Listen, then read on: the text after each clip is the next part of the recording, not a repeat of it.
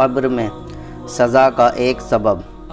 القول البدیع میں نقل ہے، حضرت سیدنا ابو بکر شبلی بغدادی علیہ رحمۃ اللہ الہادی فرماتے ہیں، میں نے اپنے مرحوم پڑوسی کو خواب میں دیکھ کر پوچھا، ما فعل اللہ بکا، یعنی اللہ عز و جل نے آپ کے ساتھ کیا معاملہ فرمایا؟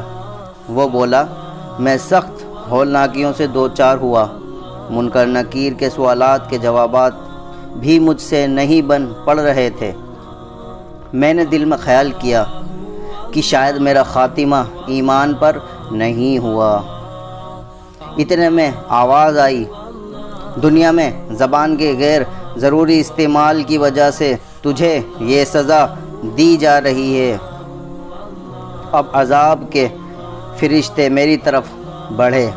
اتنے میں ایک صاحب جو حسن و جمال کے پیکر اور معطر تھے، وہ میرے اور عذاب کے درمیان حائل ہو گئے اور انہوں نے مجھے منکر نکیر کے سوالات کے جوابات یاد دلا دیے اور میں نے اسی طرح جوابات دے دیے۔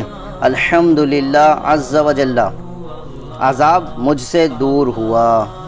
میں نے ان بزرگ سے عرض کی، اللہ عز و جل آپ پر رحم فرمائے، آپ کون ہیں؟ فرمایا، تیرے کثرت کے ساتھ درود شریف پڑھنے کی برکت سے میں پیدا ہوا ہوں اور مجھے ہر مصیبت کے وقت تیری امداد پر معمور کیا گیا ہے۔ سبحان اللہ، آپ کا نام نامی اے صلی علی ہر جگہ ہر مصیبت میں کام آ گیا۔ اسلامی معلومات کے لیے سبسکرائب کیجیے، ہماری لیٹسٹ ویڈیو کے لیے بیل آئیکن پریس کیجیے۔